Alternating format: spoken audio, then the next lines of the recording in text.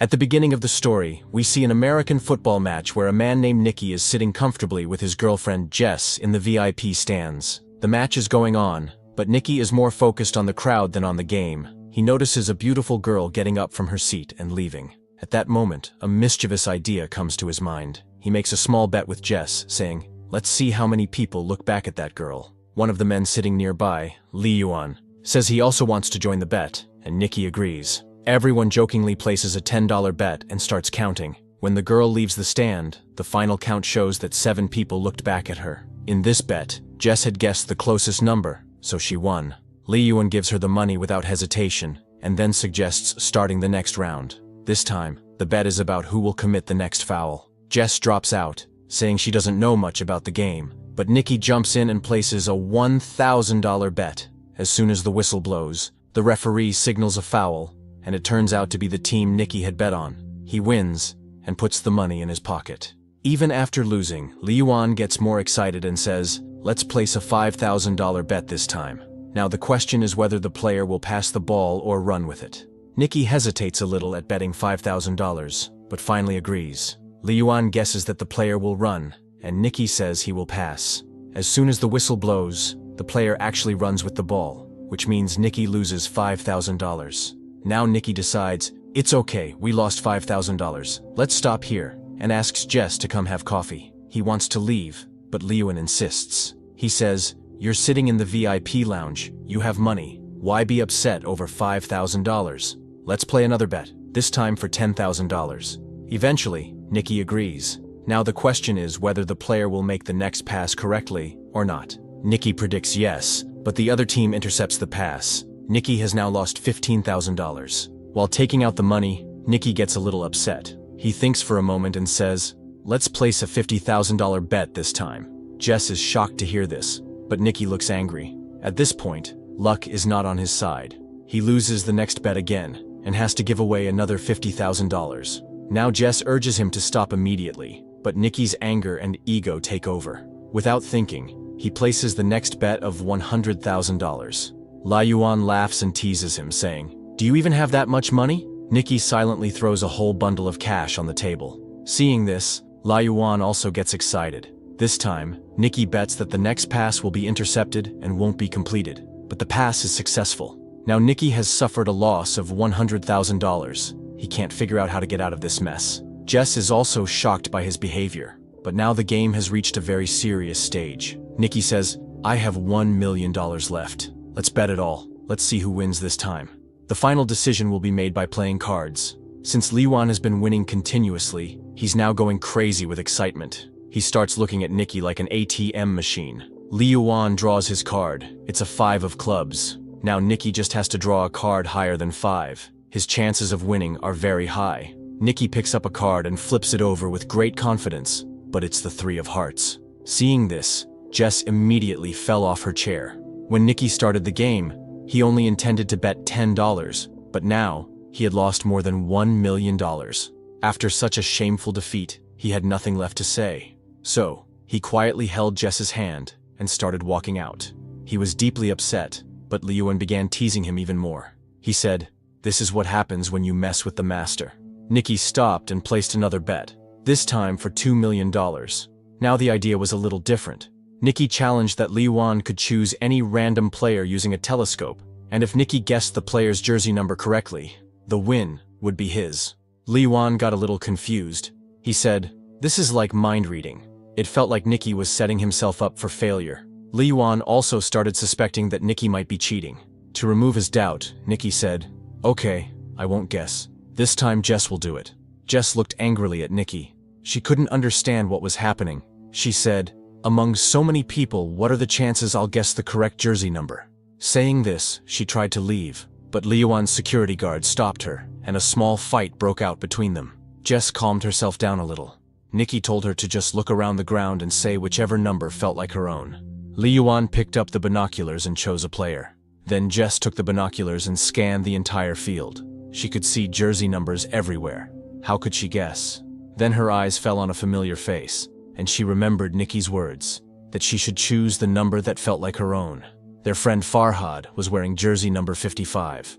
Jess understood that this was all part of Nicky's plan. She said, "Number 55, and it was the correct answer. Liwan was stunned. Jess also started wondering how Nicky had known Liwan would choose that number, but at that moment, it didn't matter. They had already won the bet. Both of them made a $1 million profit and got back all the lost money. They left the stadium with 2 big bags full of cash. In the car, Nicky told Jess that everything had been part of their plan. They had been tracking Liwan for a long time. Liwan was well known in high society for his bad gambling habits. He would jump at any bet placed in front of him. Nicky's team had planned the entire setup. As soon as Liwan stepped out of his hotel room, the number 55 was planted in his subconscious mind. The number 55 was written on the label pin of the security guard. The same number appeared on signboards along the road to the stadium. They didn't just show him the number, they made him hear it too. While coming to watch the match, a song had been played in Liwan's car that repeated the number 55 again and again. That number was said 124 times in the song, which kept pulling Liwan's attention toward it.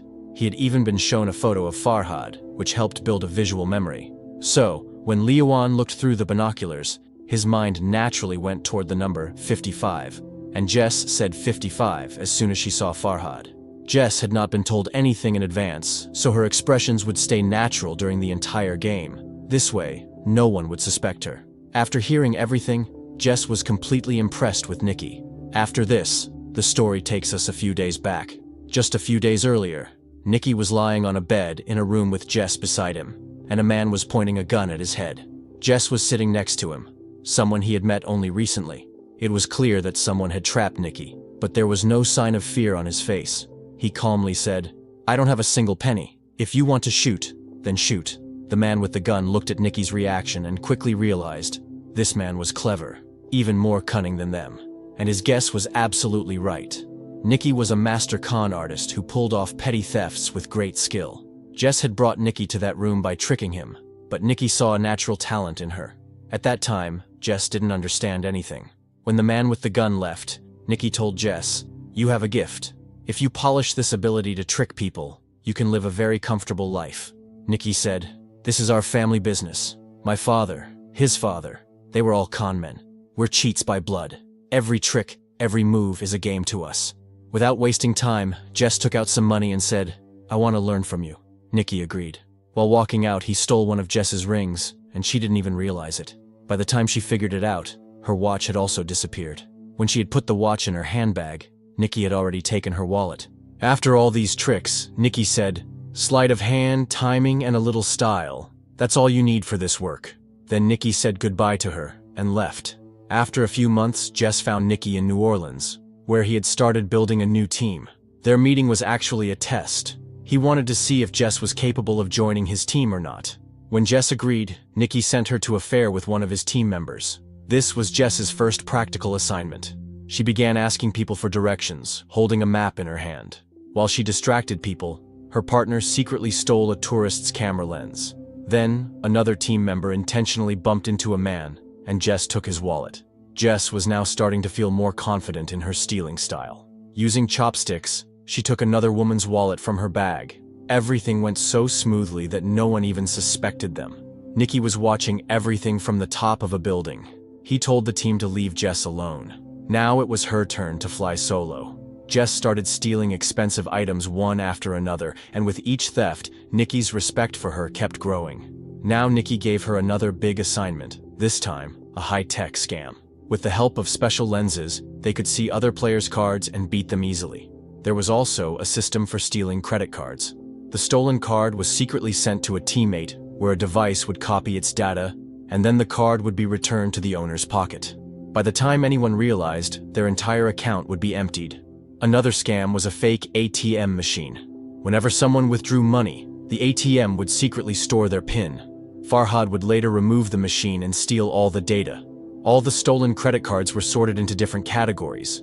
Expensive luxury items were bought using them, and finally, their data was sold on the black market. One day, Jess saw a beautiful necklace and wore it, but Nicky immediately told her to take it off. He strictly explained that all the items had to be sold. Nothing was to be kept personally. Jess was seeing this large-scale fraud for the first time. The feeling of standing in the middle of a mountain of stolen goods was surreal. The next day, Jess and Farhad were wandering through a wealthy area. Their task was to act. Farhad suddenly fainted, and Jess started shouting, "Please, someone help us, please." It was a distraction, which the rest of the team used to steal from the rich people around them. After the job was done, the whole team escaped by hiding in an ambulance. The whole plan was so perfectly executed that no one could figure out anything. That night, they all celebrated together. Nicky praised everyone because they had made $1.2 million in just 1 week. The next day, all the team members were preparing to go their separate ways. The documents were destroyed, and Nicky assured everyone that their money would be transferred to their bank accounts within a few days. But the old members of the team knew that Nicky still had one last mission left. The next morning, Nicky took Jess to the VIP lounge of the stadium. He performed a full demonstration in front of Jess to show how they could earn $1 million in just a few minutes. By now, Jess had started falling in love with Nicky. She thought she was Nicky's girlfriend, and that's why he was showing her all this. But Nicky had only included her in the group for his own benefit. When everything was over, Nicky gave her $80,000 in cash and finally said goodbye. Jess looked at him with tears in her eyes. Her heart was broken because she had fallen in love with Nicky. At the same time, she also felt that $80,000 was too little, because Nicky had just earned $1 million. But in Nicky's world, there was no place for emotions. Jess had now seen his true colors. Nearly 3 years later, a race car pulls into a service station, and we see Nicky again. There was tiredness in his eyes, and it was written all over his face that he was running out of money. During lunch, he met with George, the owner of a race car team. George's research team had developed a new algorithm called EXR, but he wanted to improve it to increase his chances of winning. So he hired Nicky. The plan was simple. Nicky would pretend to be their chief engineer. Then, they would stage a fake fight between George and Nicky so that other teams would fall into their trap. After that, Nicky would sell a fake version of EXR to the rival team, while George's team would use the real system and easily win. As part of the deal, Nicky was supposed to receive €1 million for the job, and the money he earned by selling the fake system would also be his. Nicky thought this job was a joke. He could have done such a scam even in his sleep, but George's butler didn't trust him at all. He directly threatened Nicky and said, "If you do anything wrong, I'll shoot you right in the chest." Nicky wore a tuxedo and left to attend a party that evening. The plan between Nicky and George was to stage a fake fight in front of the crowd, but their plan completely fell apart when Jess appeared, walking down the stairs in a red dress. She went straight to hug George. Seeing this, Nicky's eyes filled with anger. His mind went blank. He hadn't seen Jess in 3 years, and now she was with someone else, and that too, with the man who had hired Nicky. Jess calmly walked up to Nicky and told him that she was no longer a con artist, and whatever had happened 3 years ago didn't matter anymore. She also said that George didn't know anything about their past relationship, and it would be best to keep it that way. Hearing this, Nicky got furious. He picked up a glass of vodka and drank it in one go. Earlier, he had planned to act like he was angry, but now, he truly was. The fight with George in front of everyone was no longer a drama, it was real. Their fight caught the attention of the rival racing team, just as planned. Soon, security came and threw Nicky out of the party, but now, he had the business card of the rival team in his hand. The next morning, Nicky met the owner of the McLaren team. He spoke directly, saying, "I want to sell you the EXR system. It will cost €3 million. The team owner had no shortage of money, so there was no need to bargain. He immediately tested the system on the track, and when he saw the results, his face lit up. Nicky promised that the complete software would be delivered in 48 hours. Meanwhile, Jess met Farhad on the road. Farhad had been sent by Nicky. He told Jess that it was necessary for Nicky to leave 3 years ago. He had no other choice. Farhad also said that Nicky still loved her. Then he handed Jess a box, which had the same necklace that Jess had once liked. Whether it was real or fake didn't matter. Jess's heart melted after seeing it. She told Farhad that she couldn't trust Nicky, but her eyes said something else. She still had feelings for him. Well, on the day of the deal, Nicky showed up and handed over the software to the owner of the McLaren team. In return, a strong man gave him a case containing €3 million. But Nicky's nature was such that he never worked without taking risks. He had secretly sold a copy of the same software to every racing team. Every handshake brought him more euros. Whoever shook hands with him paid him millions. Until the race began, no one had any idea that every team had been sold the exact same EXR system. That night, instead of running away, Nicky messaged Jess saying that if she came in time, they could escape together. Nicky waited, but no one came. Just when he gave up and turned to leave, Jess appeared. But it was too late to run, because at that moment, the same strong man who had given him €3 million on behalf of the McLaren team showed up in front of Nicky. In reality, he was George's man. He had found out the truth, that Nicky had sold the original software instead of the fake one. He didn't care about the 1 million euros. Now he wore his full racing gear and intentionally crashed into Nicky's car. After a terrible accident, both Nicky and Jess were captured. They were tied up, and all the stolen cash was laid out in front of George. George was furious. He had spent 40 million euros creating that software, and now everything was ruined. The worst part was, he still couldn't figure out how Nicky had stolen the real software. When Nicky didn't say anything, George pressed Jess's nose shut, cutting off her air. Seeing this, Nicky broke down. He confessed everything, how he had made Jess fall for him again by rekindling her old love. He said he gave her the same necklace she had once liked, but this time it had a special chip inside.